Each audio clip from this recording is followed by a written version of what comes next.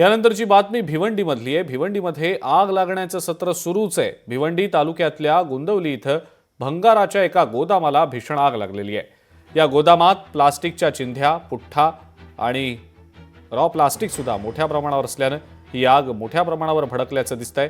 या आगीमध्ये आजूबाजूची आणि ज्या ठिकाणी आग लागली अशी एकूण 4 ते 5 गोदामं, 4 ते 5 झोपड्या जळून खाक झालेल्या आहेत। आग लागण्यामागचं मुख्य कारण अद्याप अस्पष्ट आहे। अग्निशमन दलाच्या गाड्या घटनास्थळी दाखल झालेल्या आहेत आणि आग विझवण्याचे शर्थीचे प्रयत्न सध्या केले जात आहेत। भिवंडीमधली ही घटना आहे।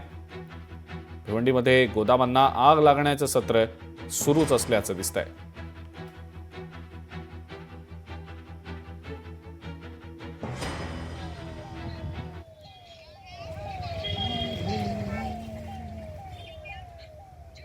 आगीच्या संदर्भातले अपडेट्स आपण जाणून घेणार आहोत। अभिजित हिरे आपले प्रतिनिधी आपल्या सोबत आहेत सध्या।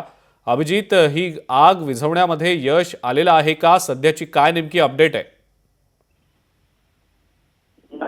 भिवंडी सत्र सुरूच आहे। आज भिवंडी शहरातील गुंदवली येथे भंगाराच्या गोदामाला दुपारच्या सुमारास आग लागली आहे।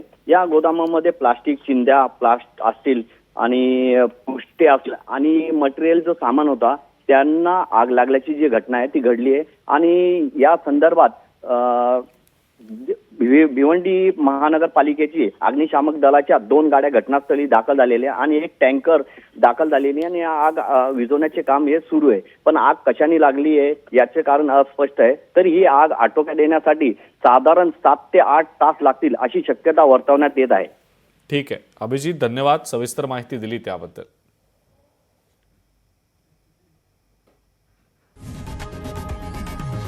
लोकशाही मराठी ऐका, पहा, जागरूक रहा।